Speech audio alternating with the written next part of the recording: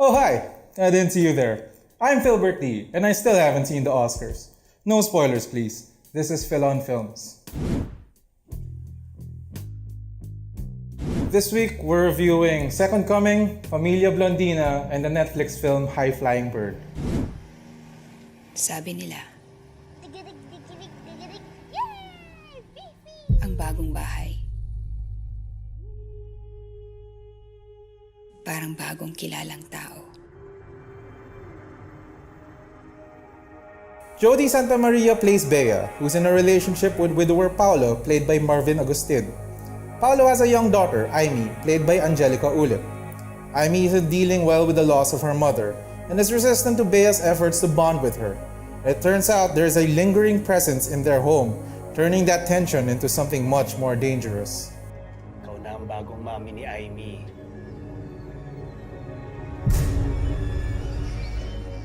The film is 85 minutes long, but it probably should have been longer. There's a lot of clever stuff in here, the story taking a couple of surprising turns as it translates this familial conflict into horror material. There are ghosts and stuff, but it's all rooted in very real struggles of the main character to connect with her stepdaughter. Kausapin mo ako pag namimiss mo ang mami mo. Nag-uusap naman po kami. The fear of living in the shadow of a deceased loved one, of staying an outsider in a family's home. These are the things that the film turns into really smart genre cinema. But a lot of it isn't given the room to settle. It becomes a small part of the film's thrust towards its resolution, robbing the characters of the proper emotional development to really make things matter. Gusto ko lang kung maintindihan kung anong nangyayari. Lumalala yung kondisyon ni Aimee. It isn't very often, though, that I wish a film were longer. There's already stuff in the film that indicates a capacity for something greater. It just doesn't get there. 3 stars.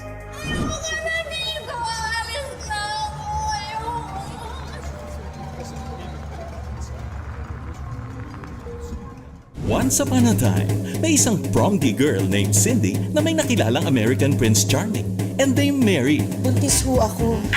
Karla Estrada plays Cindy, a woman who married an American and had 3 kids, all sporting blonde hair. Following the death of her husband, she returns to the Philippines with her children, who aren't happy at all to be there. Cindy tries to make this difficult situation work, while her kids plot a way to return to the US. The movie is mostly made up of these scenes of people being mean to each other.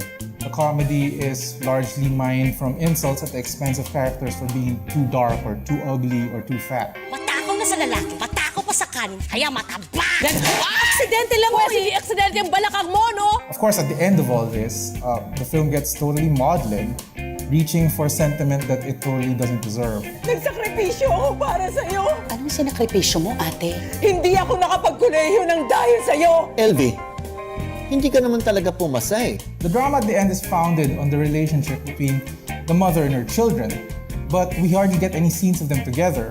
In theory, we're supposed to feel that Cindy is unappreciated in spite of being a good mother. But what we actually see in the movie is a woman who takes her children to the other side of the world without really telling them why, and then leaving them to fend for themselves in a place where they don't know anyone. Also, I'm just going to point out that the film misspells the name of the production company in the opening credits. Come on, I'm giving this half a star. Sabi nila mas magaling si Taylor Swift than Adele. Bruno Mars? Less sikat? Than Ed Sheeran? Yun lang! Sino ba yung Bruno na yan? Bakit napilido Mars? Familia Blondina. You want to get back on the court. And as your agent, I want to get you there. Sports agent Ray Burke, played by Andre Holland, is stuck in a tough position. The NBA is in lockout and Ray is struggling to take care of a hot new rookie signed to him. With tensions high and the money drying up, Ray decides to work outside the system to get the players paid. Football is fun, but it don't sell sneakers. To move merch and inspire rap lyrics, they need your services. Economics are never far from the mind of Steven Soderbergh. In previous films, he's plumbed the depths of the sex industry, harnessing the provocative setting to create these sober explorations of the failures of capitalism, how difficult it is to improve one's lot in life. What are you doing, man? This is my career. You have a chance, sir, to do what has never been done before. Come on, man. Give him the rock. I don't want to do that. This film is about basketball, but it's interested in the same things. It's still about the commodification of bodies and the larger structures that seem indifferent to people trying to rise up out of poverty.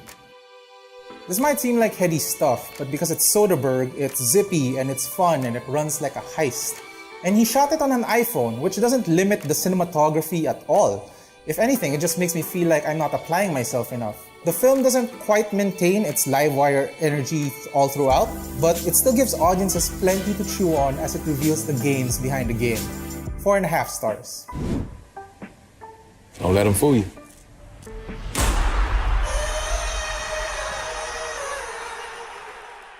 Thanks for joining us. If this episode feels a little rushed, it's because I'm kind of in a hurry. I'm trying to get to a screen of Captain Marvel.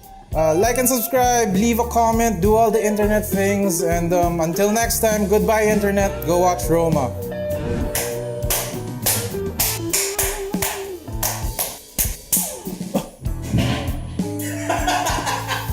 I'm Chinese, it happens. Mishmash genres, I love it. Okay. I'm very good at writing, Maui. I didn't say anything to Yeah. the contrary.